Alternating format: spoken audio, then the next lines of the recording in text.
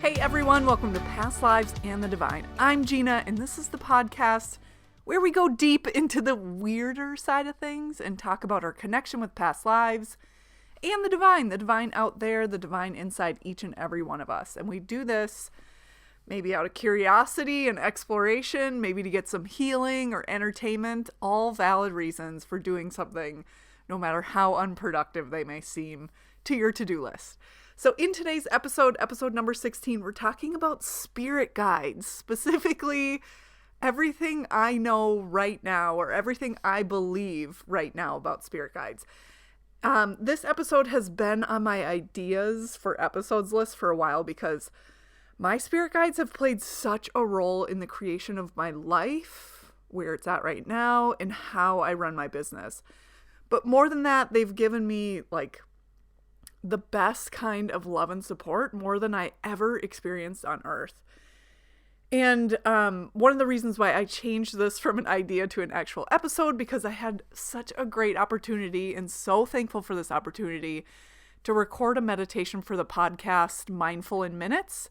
And so that's run by a great woman named Kelly Smith. And she is the host of that podcast, the creator of that podcast, and the creator of Yoga for You.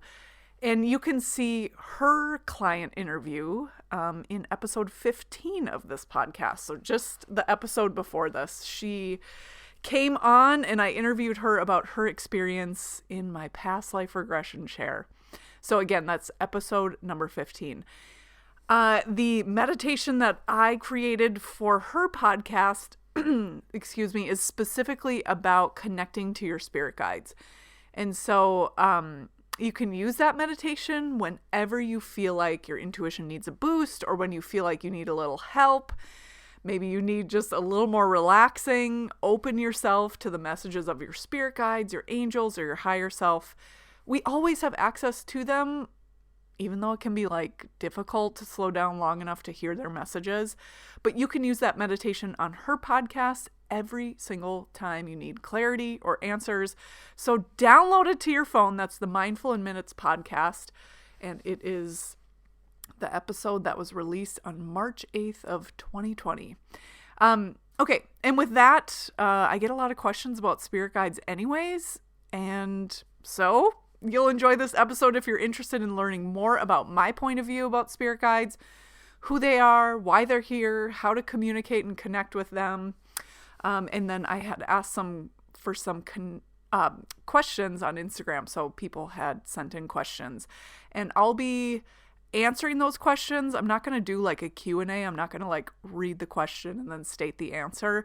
But I did take all those questions because a lot of them were pretty similar, and just worked it into my idea for the episode and just my point of view on spirit guides in general. So before we dive in today, our next episode, okay. So when I say our, I say that sometimes and I'm like, what, do you have a turd in your pocket? What are you talking about?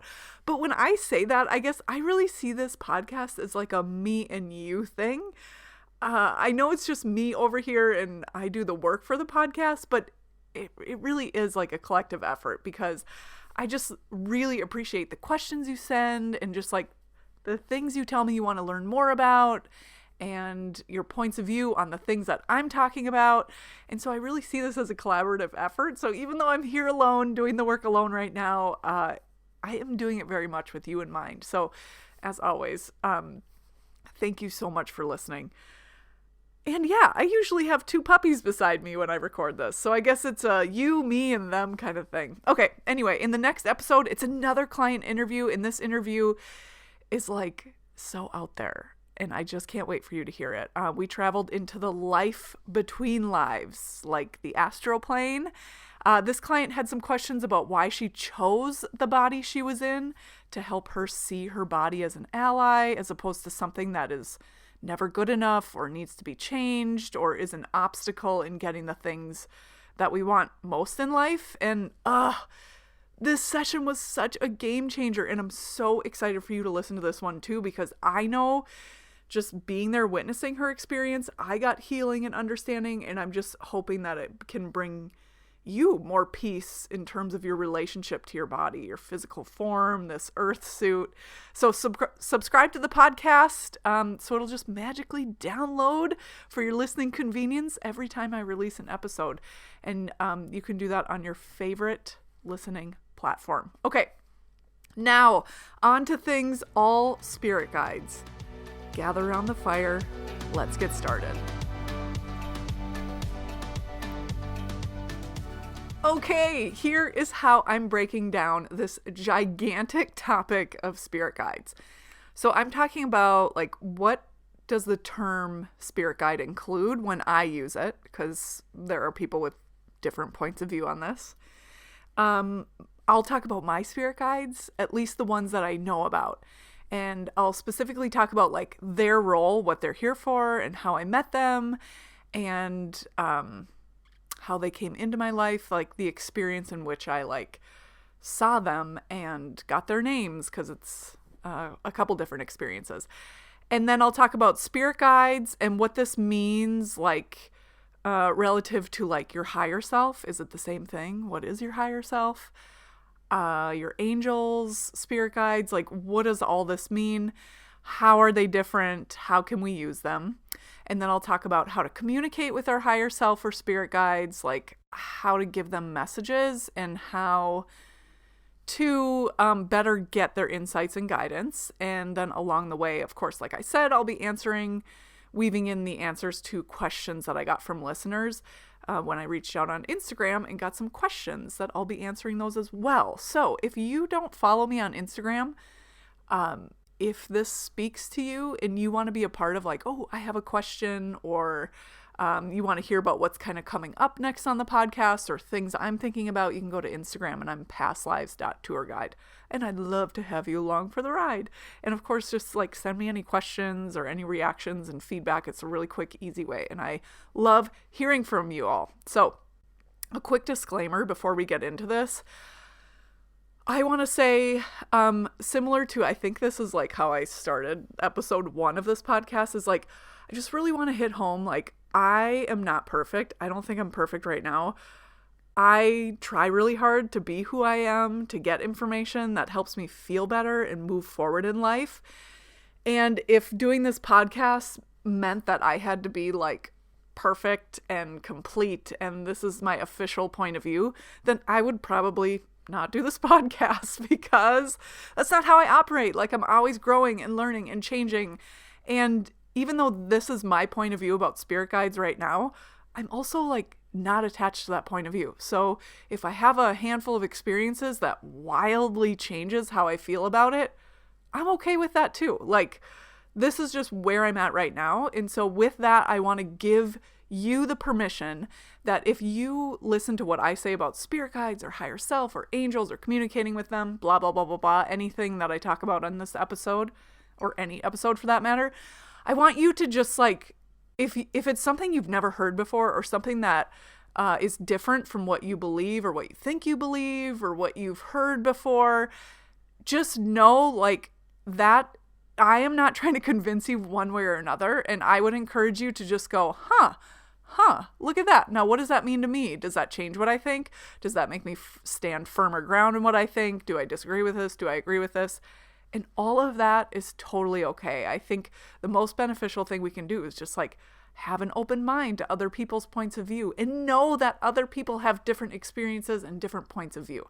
So with that, if you have something that's different, like from my experience, I would love to hear it. So you can go to Instagram and go to pastlives.tourguide and let me know if you agree with this, if this is your experience, if your experience is something different, or if you have any other questions, I guess, because I will be creating, I guess, more episodes like frequently asked questions and those types of things. So if I can't answer it really quickly on social media, it is something that I would like expand on in a frequently asked questions podcast episode, because doing those every once in a while I think is good, because I love hearing your questions and your points of view. I've been steeped in this stuff for, I don't know, at least 5 years. And so even though I try to have that beginner's mindset, you know, there's just some of that you lose when you've been swimming around in it for so long. So I'd love to hear everyone's questions, but especially like if you're new to this and you're like, what the fuck? And how does this go with that? Like, and you want to know my point of view, just hit me up. I would love to hear from you. Okay. So again, disclaimer, this is where I'm at right now. Permission for all of us to grow and change. And I'm sure we will all grow and change. So onward. Okay, let's start with what are they? What are spirit guides? So I believe spirit guides can be a number of things. I think of spirit guides as kind of like an umbrella category. For example, a spirit guide could be like a healthy, balanced ancestor. I had one client say that her spirit guide's name was the same name as her grandpa and that he felt like her grandpa. And so she was like, is that wrong? Like, can this be my grandpa? And it's like, he can totally be a spirit guide for you. And he might be a spirit guide that's in your life for a little bit. He might be a spirit guide who's in your life until you complete a certain phase. He might be a spirit guide that's just always with you. And so I think it can be well ancestors, it can be angels, it can be, if you believe in like nature spirits and any sort of enlightened beings from other dimensions, realms, or planets, like ascended masters, think Buddha, Jesus, just different gods, goddesses, even animals or like spirit animals. All of these things in my mind are spirit guides. They are enlightened, benevolent beings from different realms, planets, dimensions that help us along our way. And they do that with the intention of like our highest and greatest good is their motivation. So they're not trying to manipulate us or anything like that. Now, that said, there are malevolent or, not so good, heavier, more negative entities, beings. I don't spend a lot of time in that area because there's just so much good to focus on. But I do believe that we can have that stuff around us.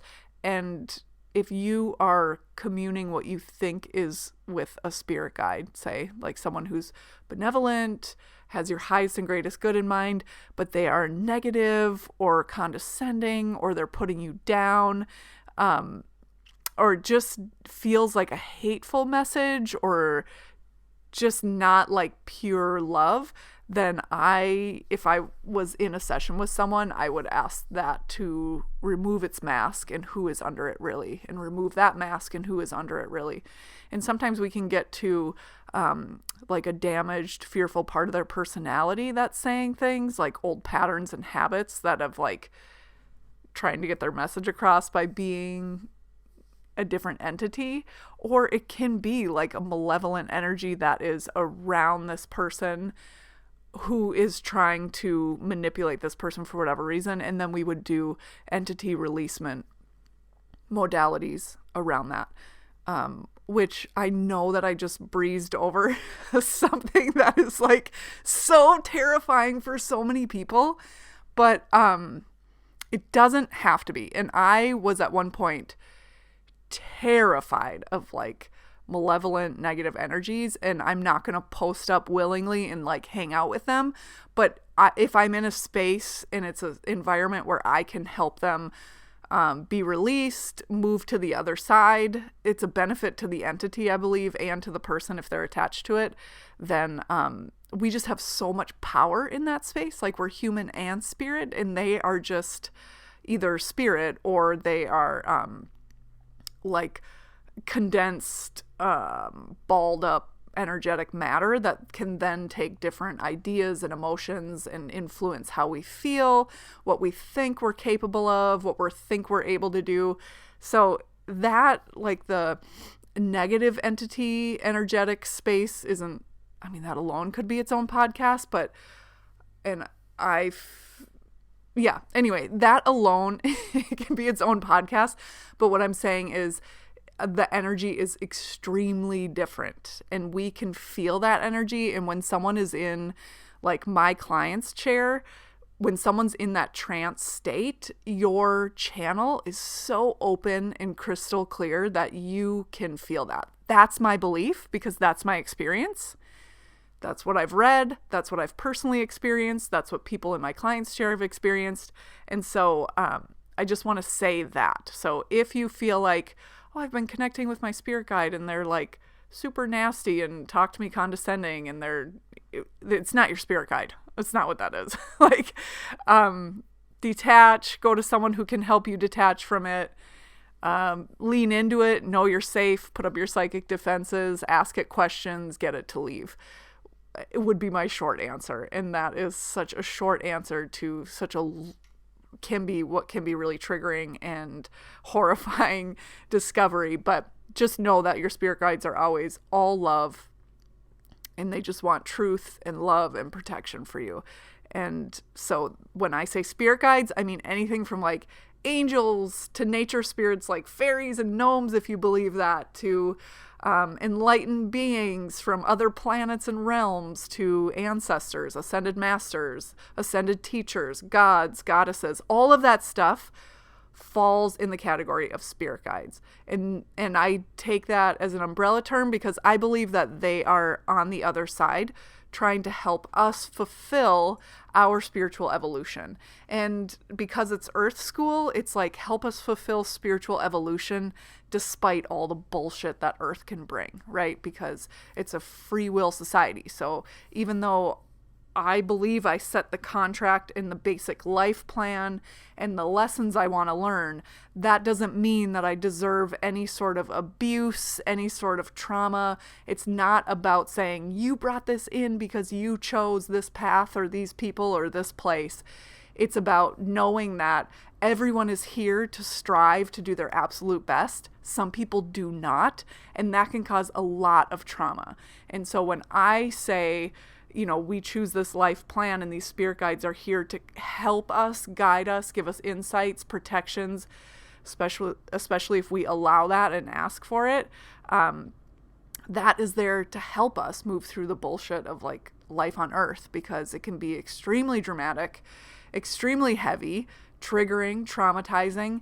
And even though we have this life plan, it doesn't give anybody the green light to abuse us, to traumatize us. It does not leave us at fault for those things, but it is ours to do something with. And what I love about spirit guides is like when I feel like I don't have the tools, or I'm the only one, or like I can't get away from situations or people like this, it keeps showing up, that I can like really lean into my spirit guides and get like, I don't know if it would be like parental, or I don't know what, I don't think I'm craving that, but like just a really soft, nurturing, insightful place to land. And it has been incredibly healing for me to have contact with them. And it's just been incredibly peace-inducing to know that they're with me all day, every day. And I talk to them a lot. Like if I'm worried, it's like, if I'm worried about one of my dogs, it'll be like, oh, I'm so worried about them. And instead it's like, hey, Dalo, Raman, Sasha, can you help me put a bubble of light around them? Or I'll put a bubble of light around them, or a bubble of light around us. So it's just like a way to know. Or like, I know Raman, I'll get into this later, but he is really like my protector. From what I know from his point of view, even though he comes off as like serious, he takes his job as protector very serious. He is not like, it's not a serious like angry or condescending. It's just, he's not like the bubbly, effervescent Dalo, which I'll get into in a little bit. But anyways, I also believe we all have spirit guides. They might be here for our whole life. They might be here just to usher us into life and to usher us out of life. They might be here for a phase of life. They might be here for, a hot second, like a past life regression session where your angel, or maybe like a well ancestor comes in and be like, you need to know this. Like, it's really, we don't know unless you have a relationship with them and you can ask them. But for example, for me, I know Dalo is here. Like I believe, will be the one I think he ushered me to this life, and I think he'll be the one to usher me through the tunnel of light when my soul leaves my body permanently. And Sasha is here just like career-wise. She wouldn't call it career or work. It's just like sharing gifts. These are your gifts. Use these gifts. She doesn't really care if I'm making money off them or not. It's just like she's here to help me cultivate, fertilize, and spread my gifts out. And so I don't know, like, was she here when I was 5 years old? Maybe, but I don't know. I guess I've never asked her that. But in my thought is like she would step in at some point. If I intuitively guessed, I would say she stepped in and helped me burn down my wellness career and was like, this is too uncomfortable for you. Let me give you a little push into like the weirder side of things. You need to stop doing this work. It's driving you insane. A question I get a lot is like, how do you know they're there? Do they always appear like in the same form? How do you make that connection with them? And there, is no shortage of ways to do this. For me personally, I had my first encounter with my spirit guide, Dalo, and I'll talk a little bit more about this when I talk about him specifically, but I wasn't necessarily like looking for a spirit guide. I was doing a life between lives session. This was, 4 or 5 years ago, maybe something like that. But he led me through the tunnel of light. I didn't know what he was or who he was. And he really is not human-like. He doesn't have a real form, but I see him. And this is so weird, but... And when I like match the two pictures up in my head, they don't really match. But when I think of like Dalo, his essence, the shape of him, if you know Patrick on SpongeBob SquarePants, that's kind of like the shape a little bit, except he's not peach. He's like this kind of opalescence, whitish, but also he's not a physical form. He's almost like not a smoke or a mist, but I don't know. It's so crazy. But so he isn't like necessarily human form, but he's always in this kind of shape. Like his head is almost like the head of a ghost, kind of like if you were to draw a ghost that is just like someone with a sheet over their head. But he is always the same energy from him. So I always think, what I think is really helpful is when we're thinking about how do we connect with them, instead of having a visual picture in your mind, it's also helpful to be like, how do they make me feel? And what are the emotions that I'm feeling from them? So it's almost more like their essence is the thing that is what you can feel. For me, I don't think of myself as like an extremely visual person. Yes, I can go into trance and see things, but I'm not like a psychic sitting here being like, oh, I see this in your future, or I see this about you. It's more like knowings or feelings. So my point to saying all that is like, it's different based on the person. If you think of your earth suit, like your physical form, your body, your personality, and your brain are all a way of an antenna. They're like an antenna to pick up messages, insights, knowings from other realms, other enlightened beings, I guess even not so enlightened beings. And so with that, just like any sort of channel or antenna, like we can make it a little stronger, we can make it a little bigger, more open, more clear. And so that is how I would encourage people to connect with them that way. You can do that by meditating. You can do that by channeled writing, like journaling, just like write what comes top of mind. You can set an intention before you go to bed every night to like see them in your dreams. You can meditate. If I haven't said that again, you can meditate. Like meditation is such a gateway to so many things in life. And this is one of them. And then of course, being in a trance state. So like in hypnosis, or sometimes you can get to a trance state like with breath work or massage or in shavasana. Like, trance state is really a space where you are extremely relaxed and open. And so specifically in hypnosis, we do that intentionally by getting the conscious mind to kind of, slip into the back seat or the trunk of the car, if your mind was the car, and really put your subconscious mind into the driver's seat. And it's that subconscious mind that is really like the clearest channel, I believe, to messages, insights, protection, currently what's happening right now from other realms, other beings, spirit guides.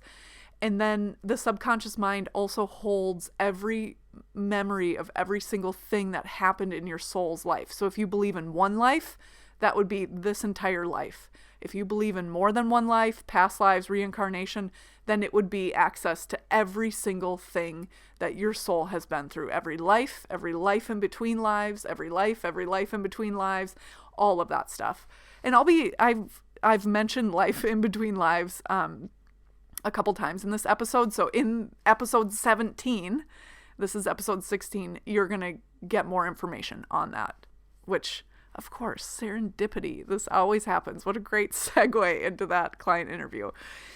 Okay, so how do you know who they are? So that would be my way to pick it up, is like knowing that you are like an antenna, a channel, and it's just like, how can you open that channel? Meditation, chanting, guided meditations, yoga sometimes helps people. Massage can help people. Hypnosis is a really great way to pick that up. And I would say for people who feel like they don't have any psychic ability, or they really doubt their intuition, or they might feel it, but it's a little muddy, like hypnosis is like the space to do it in. Of course, I say that. I'm a hypnotist, right? So I'm saying that. Know that I'm saying that. That's obviously my life experience. So if you are nowhere near a hypnotist, you're nowhere feeling comfortable to do that, or it's just not available to you for whatever reason, know that that's my point of view. And you can do it in meditation. You can do it in channeled writing, lucid dreaming, like Google how to connect with my spirit guides, like dive into it as if you were studying for a class in college or something. But it's really just up to you and how you absorb that information. And it's going to be different for everybody, but that's how you can know they're there.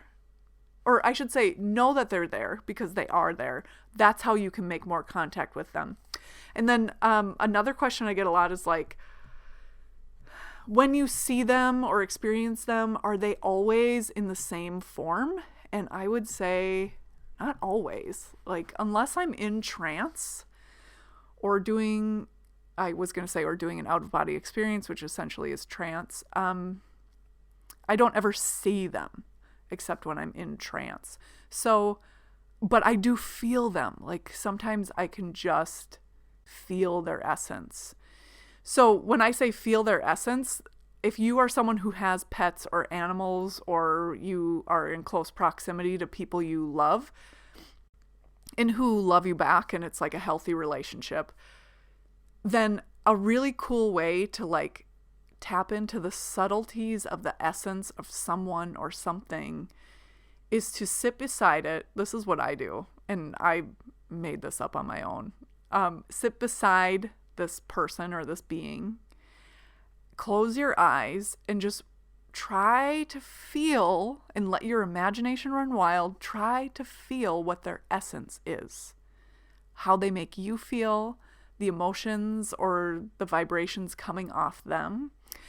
So I'll share a quick tangent, because I'm like fucking queen of tangents. But a year ago already, we just passed the year mark, I lost our little Lily, our miniature dachshund, who was 15. We had been together 15 years. She, passed off the earth plane. And I had the knowing, because she was a 15-year-old dog, that she was going to be passing soon. And she had dementia, like the last 2 years of her life. So there was a rapid decline, like in the last 6 months, where she just wasn't really herself. Like things like riding in her car seat wasn't the same, and brushing her teeth wasn't the same, and her essence changed. But before that, I had made a practice knowing like that I had already lost two wiener dogs in my life, and I was just really wanting to connect with her and not lose that connection. Was like I would lay down beside her. She would lay in a pillow and I would lay down beside her and not touch her, but just really try to feel that essence. And to be honest, like the first few times I did it, it felt like, am I making this up? Is this totally stupid?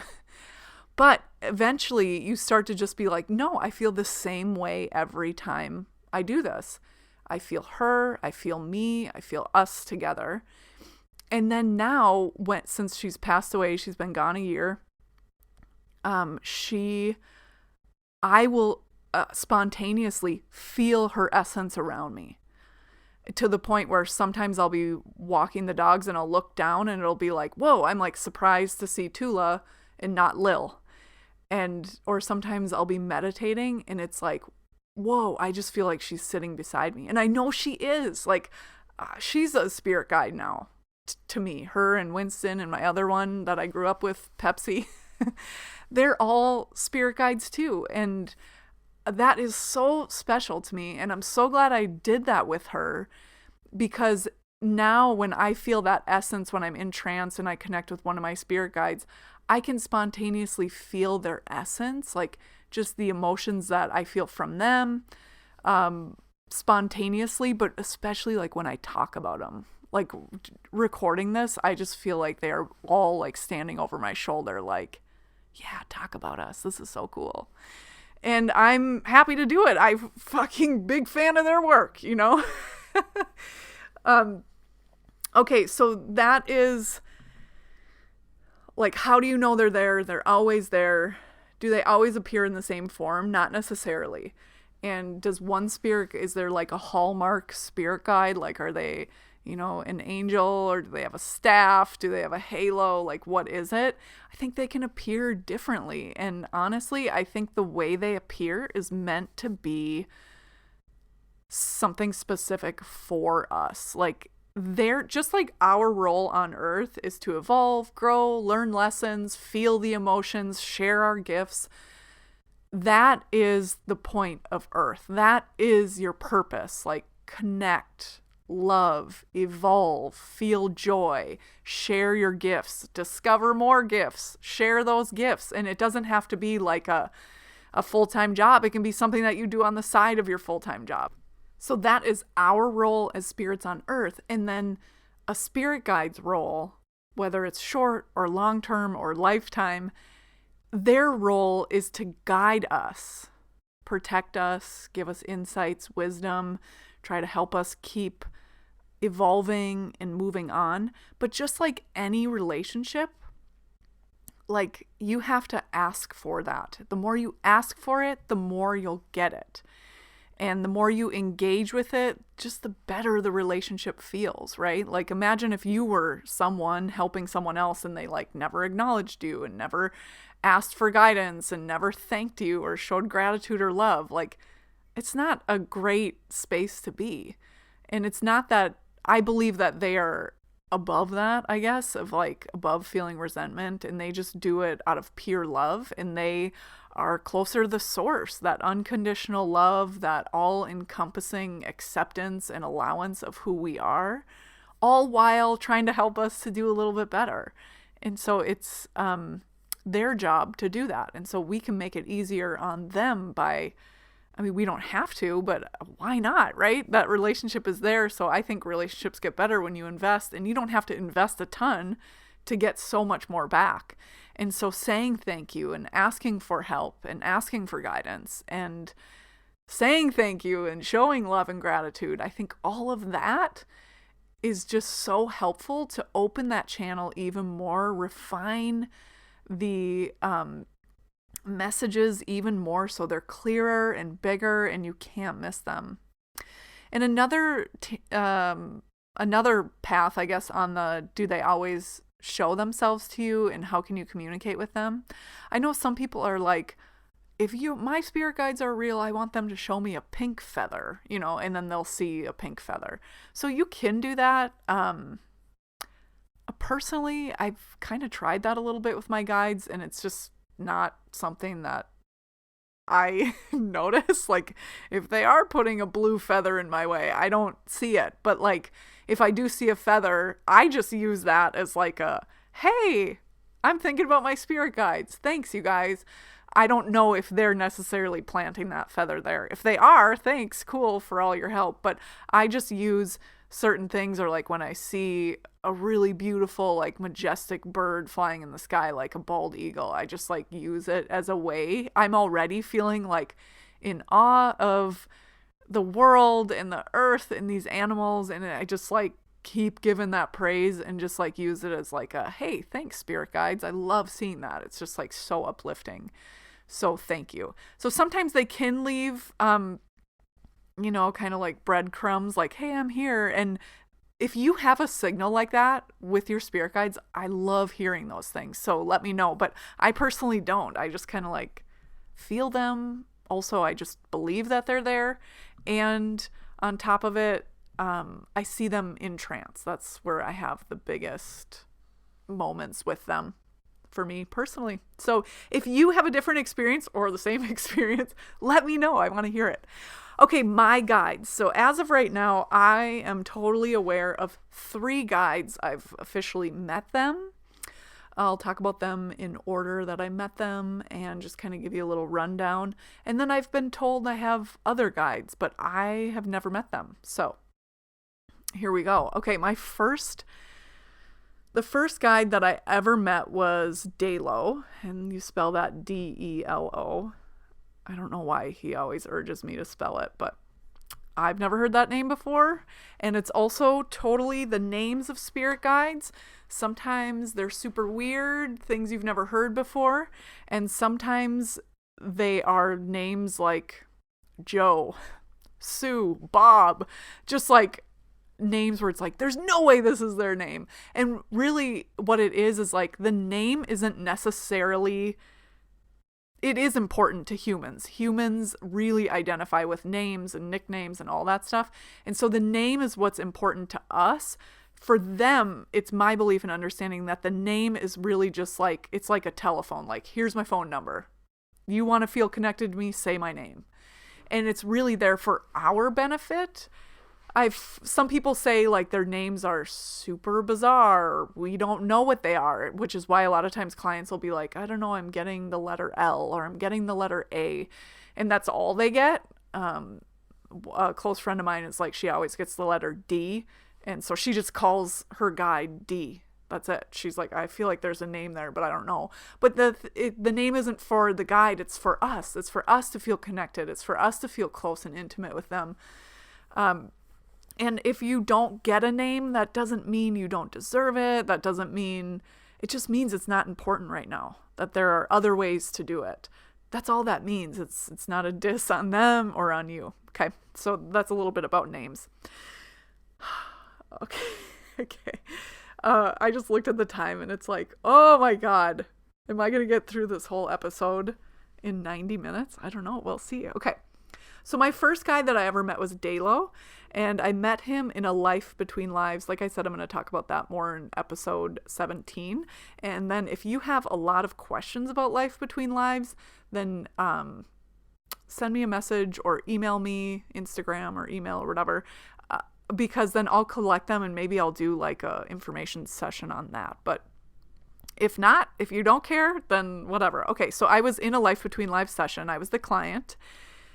And what can happen with a life between lives session is sometimes the facilitator will take you through a past life. You go through the death scene and then you're floating away from the body. So in a past life regression, you can always listen to episode 3, Anatomy of a Past Life Regression Session, to get the details on it. But that's when I move clients to this sacred spiritual space. Well, for me, doing a life between lives session, this is where I just like floated in the black, literally floated in the black. Like, it felt like it took forever.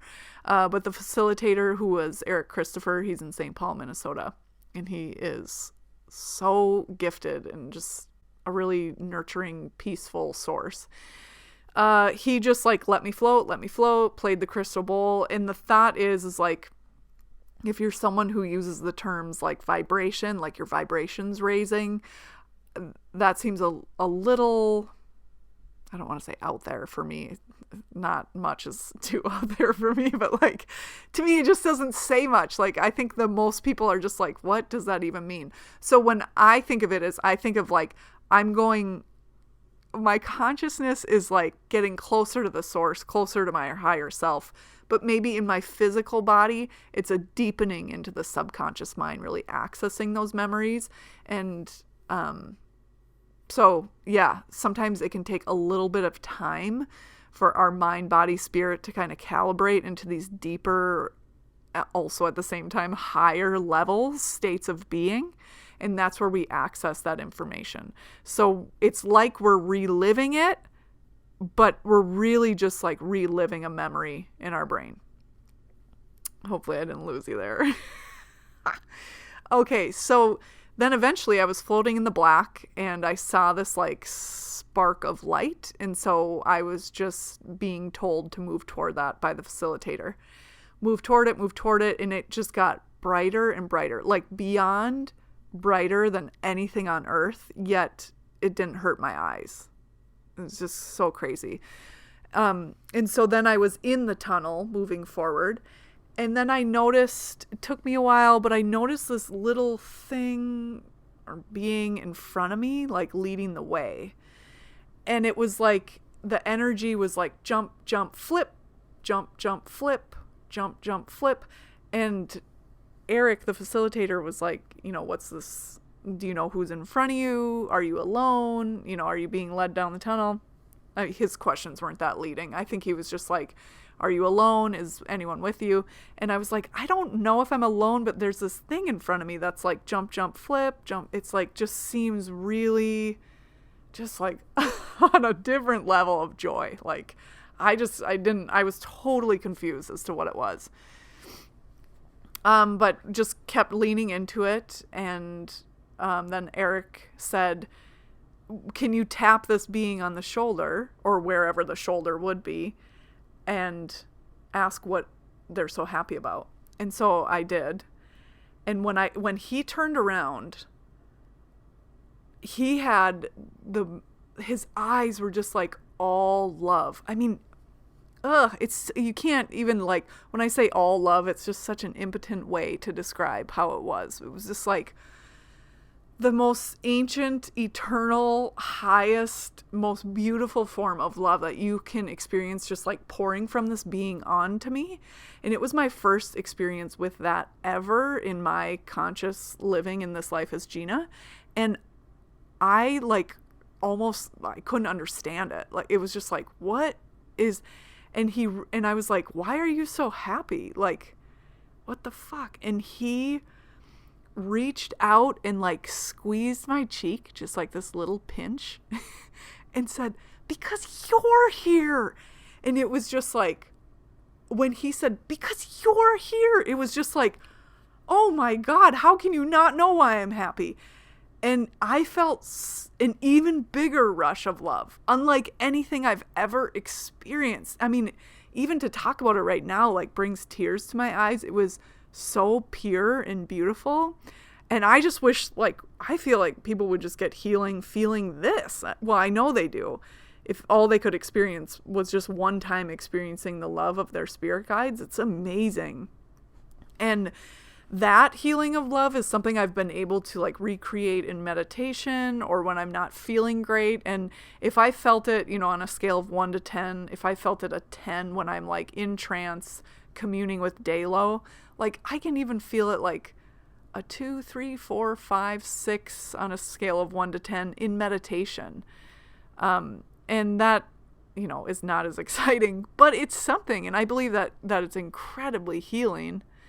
And the clients who I've worked with who see their guides, that's more often than not the experience that they have. It's just like joy and overwhelming love. And like, you can't help but like feel kind of weepy and teary-eyed. Okay, so it's just like this unearthly love. Okay, so that was the first time I saw him. He brought me through the tunnel of light. at the end of the tunnel on the astral plane, the place where we recuperate from the life we just had, do healing, learn lessons, kind of debrief, and then make a plan for our next life and make those contracts. That's the place of the astral plane. And that is when Dalo kind of handed me off to Raman. And Raman was the second guide that I'll be talking about in a little bit. And he is really my protector from what I can gather. And Dalo is there for like joy and lightness and guidance and love. And he is just like replenishing that in me, which, oh my gosh, you guys, I'm having such a moment right now. We all go through stuff, right? Like I'm going through a phase right now where just like a couple family relationships are just like really wearing on me. Like they've always been heavy or complicated or not great. There was some abuse when I was younger. And for whatever reason, which I'm not going to talk about the other half of these people's problems with people I don't know. Sorry, even though I love you so much, I'm not going to do that to them. I believe in that respect. But like, there's been a lot of healing around that on both ends, but it's still a complicated relationship, right? And I have just been I go through phases where it's like, this is great. I feel good. Boundaries intact. I'm safe, whatever. And then I feel like I go through times where it's like, oh my God, I cannot be around this person or these people, like being totally fucking drained. Like I don't have it in me, like not today. And I'm very much in one of those spaces with these people. And so it's so funny as I sit here and talk about Dalo and how he is just like pure love, pure joy, insights, guidance, but a lot of his insights and guidance has to do around me remembering like how powerful I am. And not like I'm so powerful and no one else is. Everyone's powerful. And that does not mean discounted. It doesn't mean anything. It's like reverence for everybody. You don't have to sign up for abuse or trauma or let people walk all over you, but like put up your boundaries and just like know that you are very powerful and other people are in their own right too, and just to respect that. So anyway, I'm in this space in my life. I'm recording this podcast talking about Dalo, and it's like sometimes when I'm in this space in my life where I feel like I just don't have it in me to deal with certain people or situations, I just feel like, fuck, I feel like my tank is so low and I just need like injections of like lightness and joy and love. Literally, these are thoughts I've been having in meditation, as I walk, that sort of thing, and being like, why is it like this? How can I stop this phase? And I'm just having this really loud thought, and I think it's coming from Dalo, where he's like, that's what I'm here for. Like, use me, meditate with me.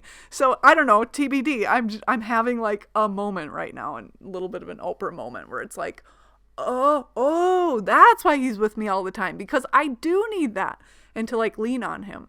Okay. Thanks for being there with me on that one. Okay. So,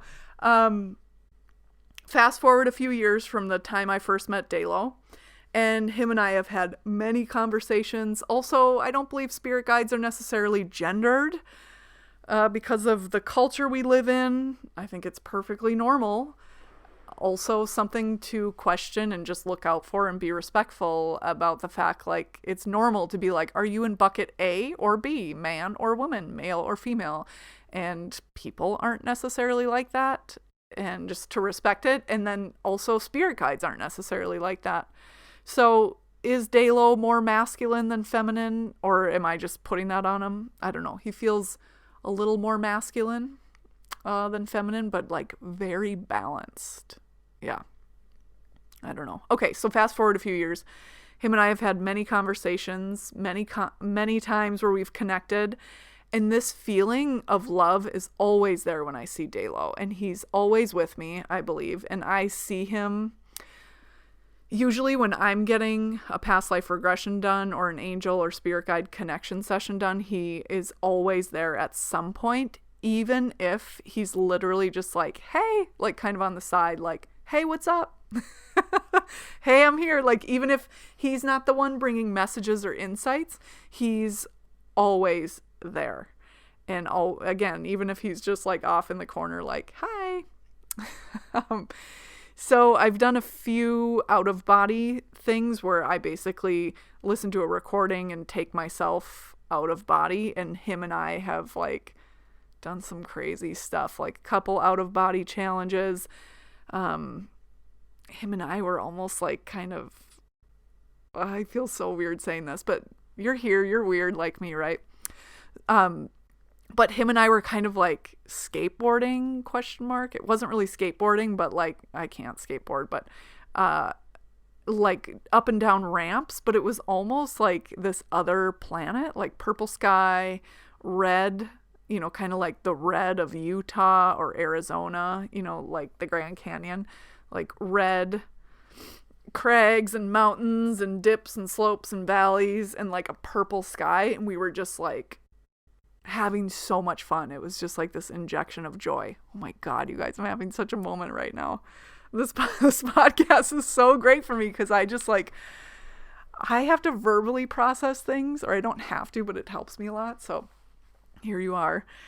Okay. And it was basically just like in alignment with his big thing for me right now is like play, be lighter. Don't take yourself so seriously.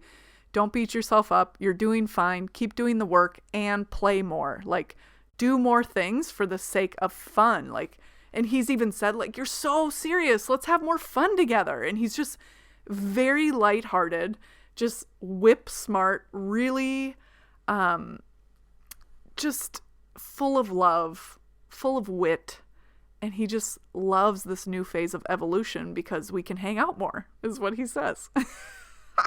Although he's really quick to remind me, like, hanging out in the ethers with you is fun, and now do the work and have fun on your own, okay? Like, I'm always with you, but you don't always have to be entranced to see me. You don't always have to be doing an out-of-body experience to, like, have some fun with me. Like, do it on Earth. So that's his whole thing. And he comes, like, even when I do, every once in a while, I'll do, like, a breath work class with Amy Koretsky locally, and he is usually there toward the end of the breathwork session. And sometime, like one time, he just like grabbed my cheeks, you know, like kind of a old grandma would, and was just like, I love you so much. We love you so much.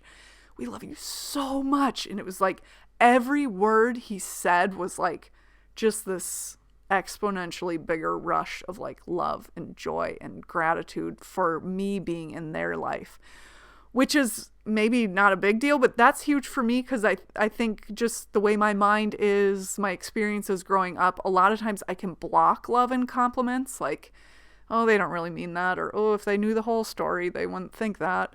And so to feel that from a guide who has known me since before I even walked this earth, in this earth suit, Gina, is just this really convincing, for lack of a better term, experience. It's amazing. Okay, and then I have Raman. And so, like I said, I met him as well during my first Life Between Lives session. And he was at the end of the tunnel of light where Dale kind of handed me off. And Raman and I walked, I don't know, through the astral plane. And I got to ask a lot of questions like, is Alex my soulmate? That's my partner, my husband. Or just like, not necessarily soulmate. Like, to me, that seems like a lot of pressure. And honestly, I think if I didn't meet Alex, I probably would have met someone else. Like, not to discount like the amazing connection with Alex. I don't think I would have that with anyone else, but like, I'm sure I could have settled at some point. Even if it was for just like loose companionship. And anyway, so I just like asked a bunch of questions, and my biggest question was like, I need your guidance, and I feel like I don't ever get it. Like, how can I get that guidance? And he was basically like, you know how. And I was like, fuck, no, I don't. Don't, never, if I ask a question, don't tell me I know, because that's why I'm asking the question, right? Like, so I think my sass is like on a soul level, but, and he was just like, you say it. you say it. When do you get downloads? And I was like, oh my God, I do say it. I get downloads when I walk. Like, and I was very much at a point in my wellness career at that point where it was like, and if I had to create something or write something or put something together that was like visually pleasing and I was feeling blocked, I stopped pushing through it. I spent years pushing through it and just being like, just push through it, just do it. And the end result was always something I didn't like. And so at that point, I had just stopped doing that and being like, I'm feeling blocked. I'm going outside for a walk. And that was always the space in the walk, or like if I showered afterwards or stretched afterwards. In that break, it was like, that's when I would get, this is what you're going to do. This is how you're going to put it together. This is what you're going to say. And it would just like, whoop, come together.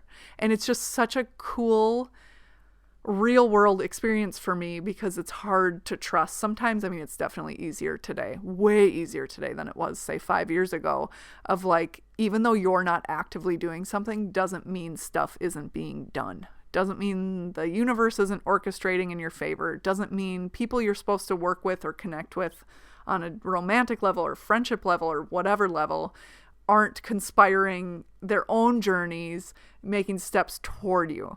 And so this was just a really good example of like, you don't always have to push. And sometimes when you do feel like you have to push, the bigger challenge is to like foot off the gas, allow the guidance to come through. Because when we push and we're in our ego, that makes it difficult for those messages to come through. That's just the way it is. So, yes. Okay. So Raman, and he, I mean, this is kind of weird, but when I think of the action figure that my best friend's brother had in the 80s, like he had a real He-Man look to him. Like he has a blonde bob and maybe not the clothing of He-Man, but that's like what his head looks like. And then his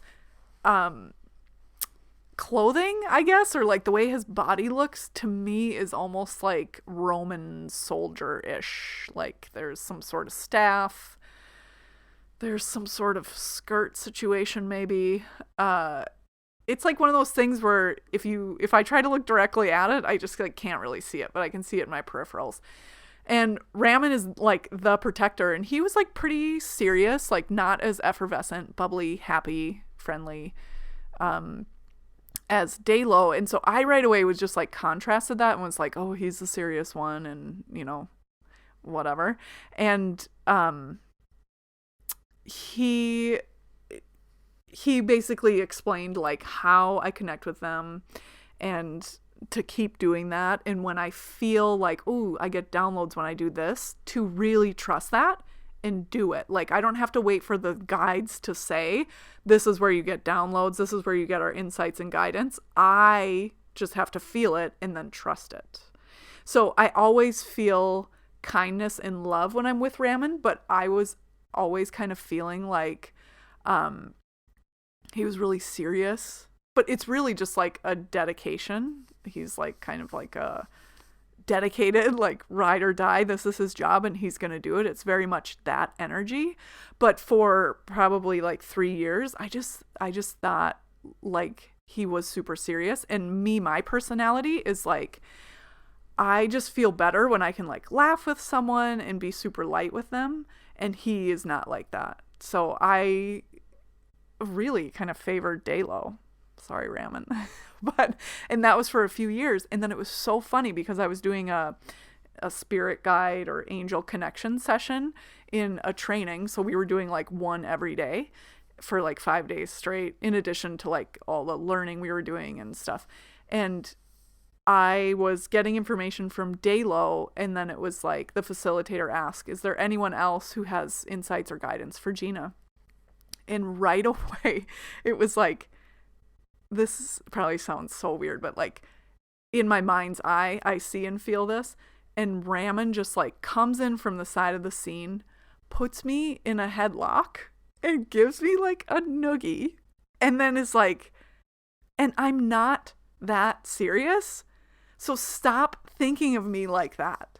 And he was like laughing and I was laughing and Daylo was laughing. And it was like, it was like when someone you love who you think is like maybe upset with you or disappointed in you, and they're like, oh my God, I'm not. And they like give you a play, like a little shove or like a little tap on like the shoulder or the back of the head or whatever. And it's funny. Like that's what it was. And it's so crazy because in my conscious mind, I would have never brought up that narrative because I was like, that's not who he is. But it was just like, he was just like messing up my hair. And he's like, and I am not that serious. So stop thinking of me like that. And just like the love and belonging I feel when interacting with them. And I call them angels. I call them spirit guides. It's just so unearthly and like safe and all love. And it's such a wild experience. So yes, Ramen is my protector and he likes to have fun. So there. Okay. And then the third one, the last one that I met, is Sasha, and she is more of like the feminine gender, and I met her after a past life where I was basically, I guess, like a witchy woman in the woods, which is a reoccurring theme in my past lives, and she was murdered for the work that she did, and she was a healer and created spaces for people to gather and heal. And I met her probably like a year and a half ago. And how I met her was like the facilitator, who was my friend Allison of this session, like brought me, I think, kind of like to the top of a mountain. And it was just like, I feel like there's someone else here. And then all of a sudden I was like, she wears this multi-pieced dress that's like flowing, it's unrestrained, and the colors are just beautiful. It's like indigo and green and teal and bits of white and pink, and topping it off is like her wild, long, curly red hair, and she's just like charming and just like deliciously sweet. And she is both of those things. Also, she means fucking business. So she's not here to fuck around. She's here for what, again, like I said before, I call career, work, profession. And these aren't her words because she just sees it all as like separate, which I think humans need to start separating that. Like your gifts aren't necessarily your full-time job, and that's a-okay. Totally natural. And I think that's more often the rule. She sees my gifts as like who I am, and she's here to guide me to shine a bit brighter, remember who I am on a soul level. And so, yeah, she's here for my work, but not just any work. She's here for the specific type of work that I do or can do with my gifts, right? I don't have to, like free will, but she's here to help urge me forward, because anytime we reject or block our gifts, we're going to feel a little uncomfortable, stifled, stuck. And so it's more about like, she wants to help me like really blossom in that part of my personality. Probably one of the reasons is like, you can make a difference and you're not necessarily going to die for it, because we live in that kind of world right now, which is a bonus. And so she's here to help, hold my hand, usher me, guide me, help me unlock and share those gifts even more. And, which would maybe explain why I felt so fucking lost and empty the deeper I got into my work as a wellness coach and consultant, just because it was further and further from my gifts. So with all this, I'm not the person to do what I'm told just because someone tells me to. So I'm navigating all this, like after 15 years in the wellness industry and coming up empty and frustrated, eventually I closed it down. I was too uncomfortable. I felt extremely like emotionally ill, physically ill, weak. And so I made the decision to do what felt good on a soul level. And I'd imagine that the moment I made that decision, she was like, got a megaphone and was like, oh yes, like the channel is open. So no matter how weird or what people think, she's guiding me down this path and helping me to really tap into the memories of and bring forth the strength and the courage and the tenacity and the lightness of what it is to bring forth your gifts. Because not everyone's going to love my gifts or your gifts or our gifts. And it just like, it turns out like I'm making less money right now, but I definitely feel way better way better. So interesting how that all lines up. Like the moment we kind of open it up, we just start to feel better. And then once we get more guidance, we feel even better. And the more guidance, we feel even better. So even if you get this guidance and your life doesn't change, you're like, from what I would see of your life doesn't change, you still have the same partner or kids or house or job or whatever, you will feel totally different in it. That's my belief, my understanding, my experience. Okay, so those are my guides, and I'm open to hearing about more, but those are the three that I am aware of and consciously work with today. All right. So another question that I get a lot is like, well, what's the higher self, right? So when we are accessing our intuition, I think really what that is like opening the channel, clearing the antenna, our earth body, our brain for messages, insights, guidance from our higher self, which our higher self is just basically like, if you think of it as a spectrum, like Earth is over here and the astral plane or the heavens are over there. We exist on all levels, that entire spectrum. It's just our Earth personality is, our conscious mind is closer to the Earth side of that spectrum, and our higher self is closer to the divine, the source, the creator, the astral plane, the heavens. And with that said, then the higher self has just a greater understanding about life in general through the lens of like who we are in this earth suit with this personality and these lessons we want to learn and this path of evolution we want to go on.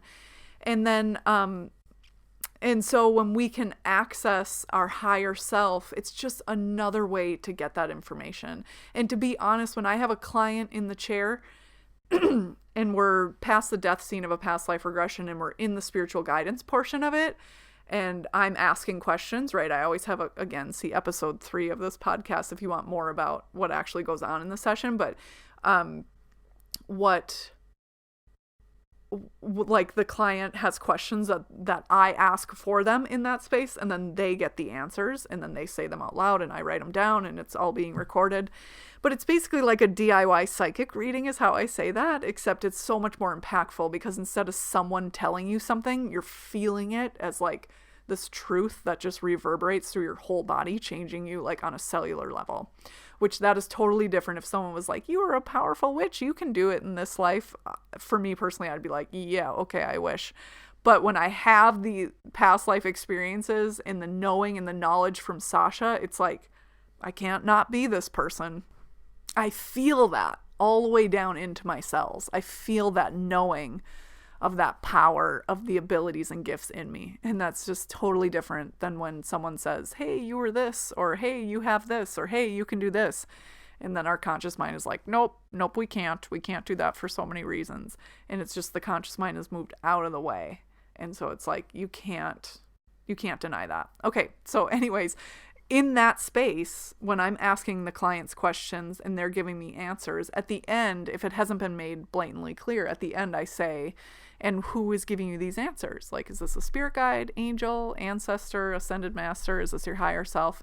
And I can't decipher the messages that come from the higher self or the guides. And I chalk that up to, and when I say guides, again, I'm putting all of those things in that category. The guides are like past family, friends on the other side, ancestors on the other side, past life selves, higher self, or not the higher self, but like enlightened beings, ascended masters, all of those things, right? Like I'm putting that. So it's like, is this a spirit guide or is this a higher self? And I can't, like the messages aren't branded one way or the other.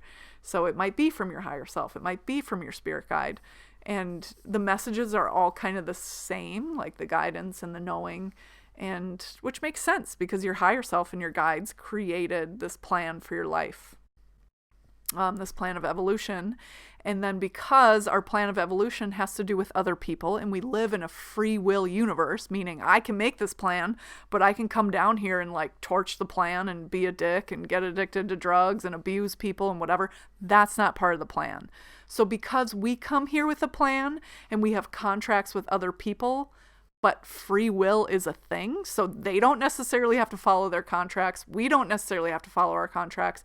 Life feels better when we do. And that's like treating people right, treating ourselves right, being kind and protective of ourselves, moving forward, evolving, learning. And sometimes that has to do with like cutting certain people out who refuse to stop abusing you on some level, or, whatever it is. But my point is like, life is not going to go to the plan, most likely, because you're dealing with humans who have free will to not operate within their plan. And on Earth, there's plenty of motivators to pull people out of that benevolent, altruistic path of evolution. And the truth is, it seems like sometimes we get in pockets of people where most people are using that free will and not acting in a way that's like out of love and compassion for other people, no matter how different than them.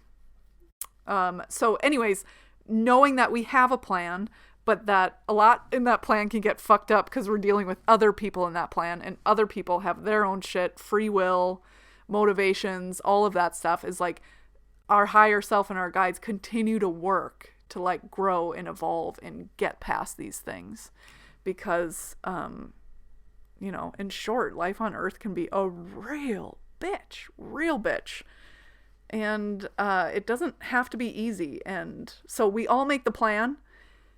The plan may be followed completely or not, based on motivations, free will, and what other people are doing in our lives. But so that is what I mean by higher self. I personally, I guess you could put higher self in the spirit guide category, but I see spirit guides as something separate from me, and I see my higher self as just like a part of me that's like just closer to the source.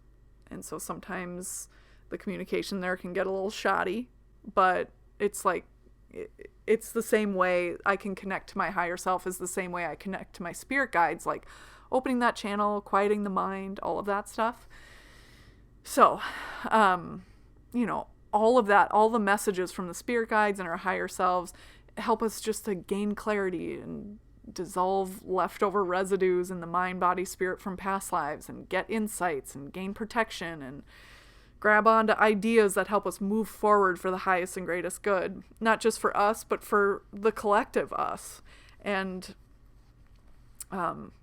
just helping us to know, like, we are so much powerful than we know. Like, we not only have this higher self version of ourselves, but we've got an army of spirit guides around us too, helping us. Okay. So,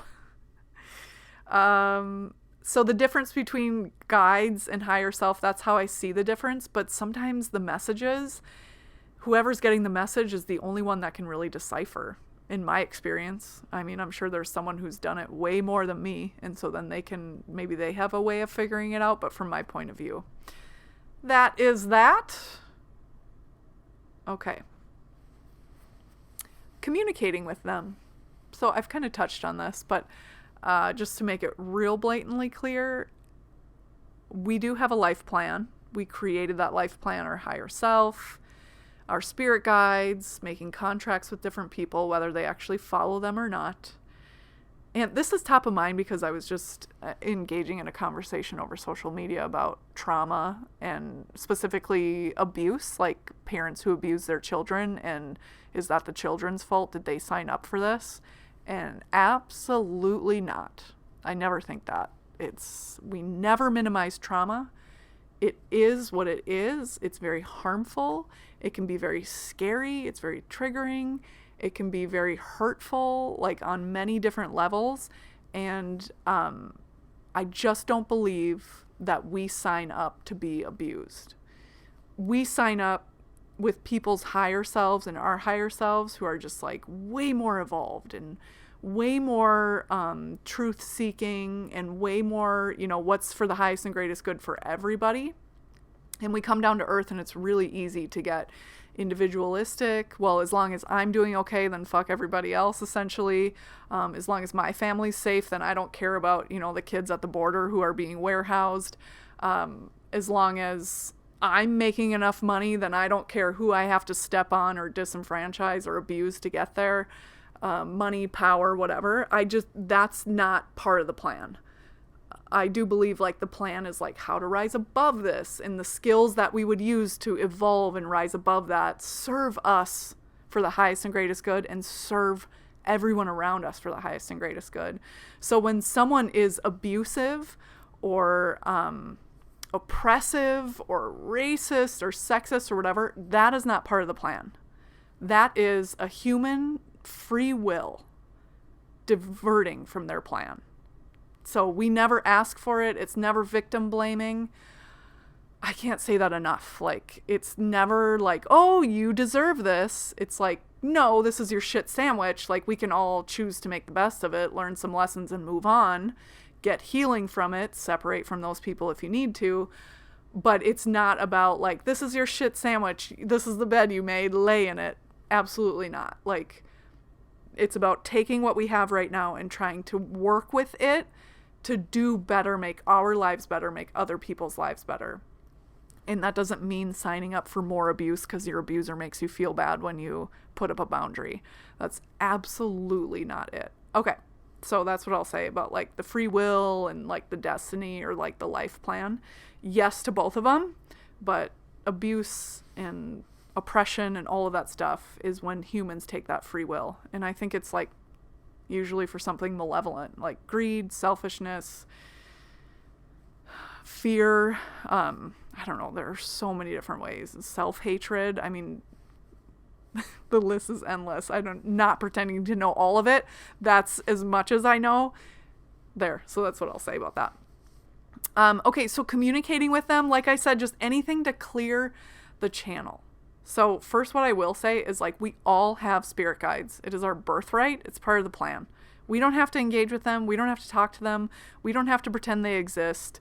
None of that. Like, that's free will. But it is part of our life plan that they're there with us. And just like our life on Earth is here to grow and evolve, part of their growth and evolvement is helping us.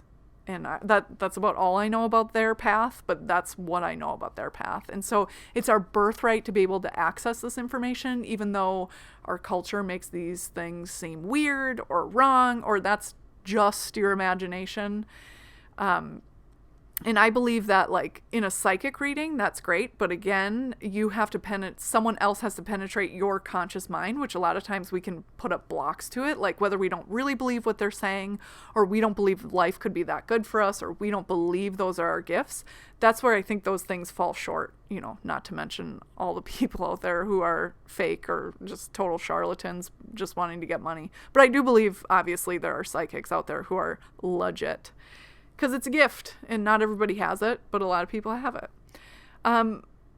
Also, you know, like with that, it's so much more impactful when you or I can feel the communication, because it's more impactful for us humans to like not only hear something, but feel it in our body, know it to be true, rather than just hearing the words and then doubting them because is that person really psychic though?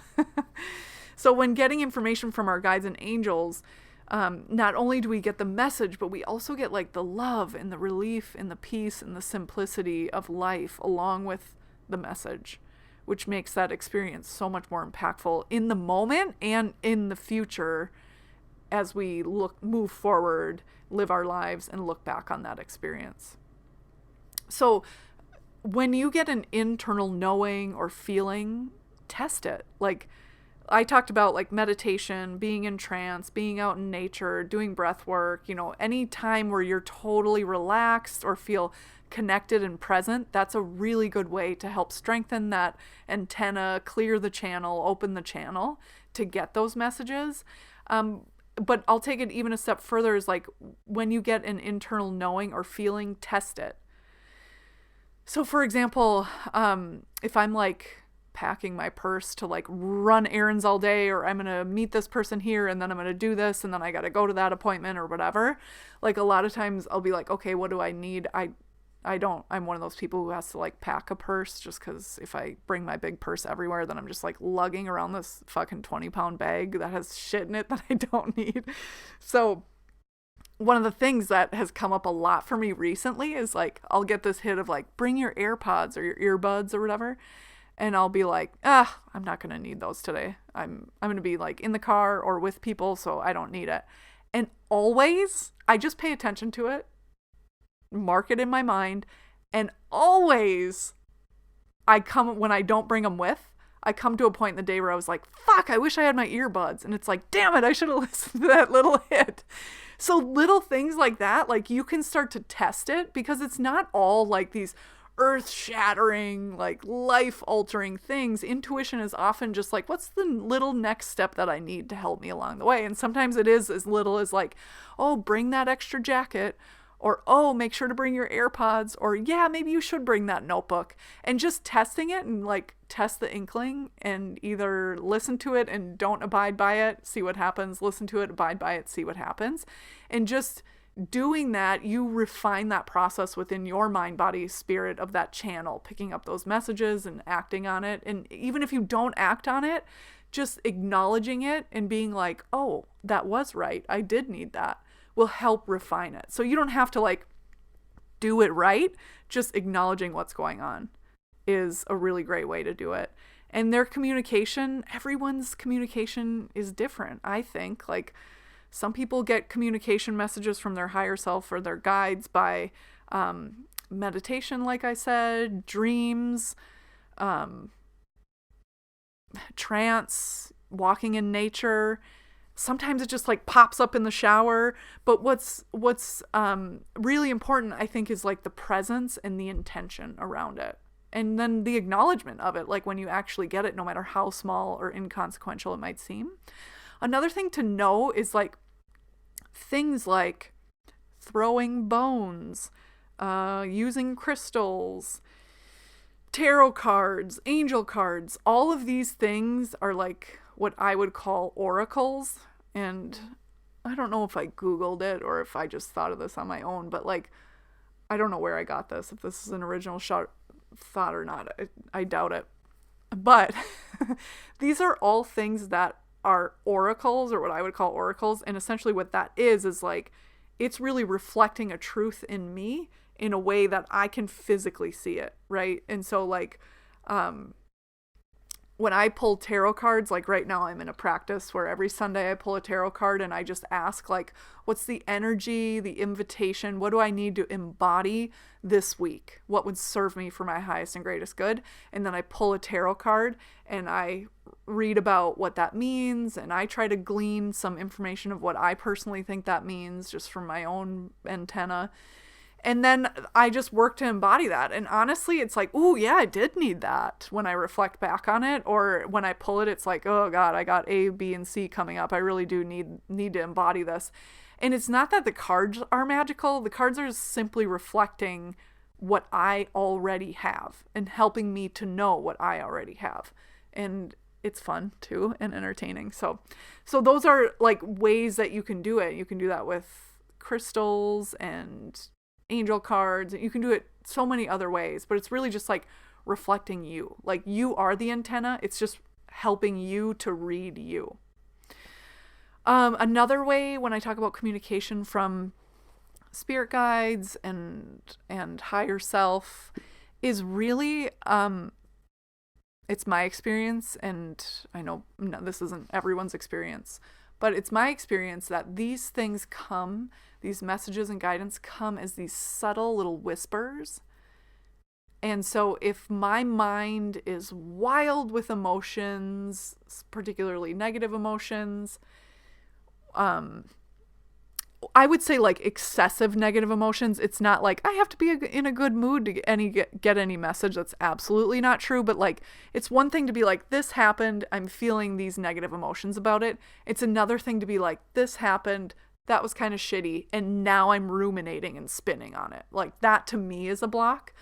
So that's just like my own personal thing. If you identify with that, cool. If not, be fucking thankful, because sometimes I think my ruminating thoughts are like going to be my fucking demise. But if you think of like the mind as a pond, and if the pond is like thrashing around and like intuition is like one little raindrop, that intuition's going to hit the pond, and the pond's not even going to know at all, because it's such a wild, wavy, tumultuous, stormy thing. So if you can get your mind to quiet a little bit, so maybe that's a walk in nature, maybe it's kissing your dog, maybe it's meditating, whatever it is, maybe it's chanting, however you calm your mind, that's a really great way, because if a pond is calm, say like your mind was calm, then these little raindrops of intuition plunk into the pond, and the ripple hits every part of that pond. And so that's why it's easier to get those messages when your mind is quieter. And your mind is quieter when you're present, usually when you're in nature, meditation, taking a bath or shower. It can be clear and calm if you're writing. Sometimes if you're a verbal processor like me, sometimes you just need to get your jaw flapping and and it's like, oh wait, I just connected the dots. So that's how I like to think of that. For people who are like, but I don't get any guidance, to know the whole thing, like, okay, so if you don't get any guidance, what are you going to do, right? Like, but I ask and ask and ask. So if you're someone who doesn't get guidance, I would say first step is to like increase the amount of time. And it could literally be go from 0 minutes a day to 3 minutes a day where your mind is quiet. So when I burned down my wellness consulting and coaching business, I didn't know what was next. It was the first time in my entire life I didn't know what was next. I was going to live off my savings for a year, and then hopefully in that year I would fucking figure something out. So I showed up every day at like, Alex would go to work and I would sit down and I would chant and I would meditate. Sometimes I'd do like a Kundalini Kriya. Sometimes I would do yoga. Sometimes I would. So it was like, I always had this space in the day where it was like, this is my time. And it was like a way to signal to like my angels, spirit guides, higher self, like, I need some serious fucking help right now. And like, I'm going to say every day at 7:30 a.m., I'm going to be doing something in which it would be a good time for you to plunk a message into my head as to like, what do I do next? And when opportunities start to come my way, you can tell me, help me feel out, is this really what I want? Is this something my ego wants? Right? So it's like, I put a specific time and was like, yo, 7:30 a.m. Central Time in the United States on the Earth plane, third dimension. This is what I'm going to be doing. Please come and give me some insights. And so that might give you some solace. Or maybe it's literally just, I'm going to take a walk once a day. Or maybe on the way to work for the first 10 minutes, you turn off the radio and you're just driving quietly. So it's just a way to like quiet your mind and set aside time to get that guidance. So that's one thing. So if you're not getting guidance, make sure you're setting aside time to actually quiet your mind and get guidance. And when I say quiet your mind, that's not feverishly praying or chanting to get something. It's quieting your mind. Ask and then listen. Quiet your mind. So that's one option. Sometimes when we're not getting guidance, it's better to ask a different question. So maybe shift your focus and focus on something else. So maybe that's a totally different topic. Maybe you can come at the thing you're trying to get guidance on from another angle or something more specific. So you can do it from another angle or something more specific. And then the answer that no one wants to hear is sometimes we're not meant to know certain things at certain times in our lives. Like, sometimes no guidance is literally a way of being like, not yet. Not yet, ask the question again. Not yet, you're not going to get that for a few years. Not yet, ask a different question. So just always know that nothing is ever kept from you maliciously, even though I get it. I mean, sometimes I feel like, yo, you guys put me on this earth and I like forgot my tool bag up there and now everyone's like, you know, like I was born and they were like, oh shit, there's her tool bag. It's stuck on the astral plane. Oh shit, we're going to need to really work hard on this life. That's how I feel sometimes. But I know that I'm here with everything I need. And I can just ask for help if I need it. And to know like Earth is heavy and difficult sometimes. And that's okay. It's not that I necessarily deserve illness or abuse or oppression or anything like that, but I have the tools to deal with it. And so thinking of it like that, like it's a give and take, we're not meant to know everything. That's kind of the whole point on Earth. And at this point, I think more people have access to their intuition, and they actually have the bandwidth in their mind to want to strengthen that and go get more intuitive information, insights, protection from other realms. Because as a species, we've, for the most part, now have the bandwidth to think about other things than survival, food. Yes, there are people still on this planet who deal with that stuff, but I'm saying as a whole, we've got, industrial practices in place, agricultural practices in place, that more people than ever have their basic needs met. And so with that, they start to seek out more. And that's why kids today are being born and they're totally different than, say, they were 40 years ago being born. They're more sensitive, they're more intuitive. I believe that's all part of the spiritual evolution. Like if we evolved physically, now we're evolving spiritually and mentally and emotionally.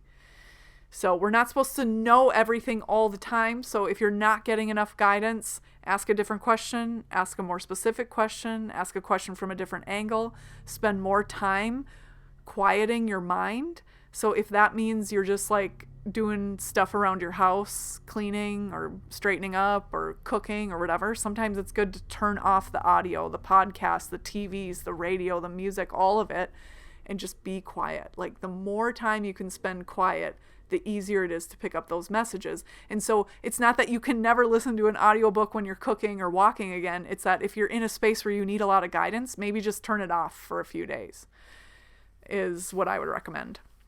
And if you have a different practice that you use for that I haven't mentioned, or a different experience, I would love to hear it.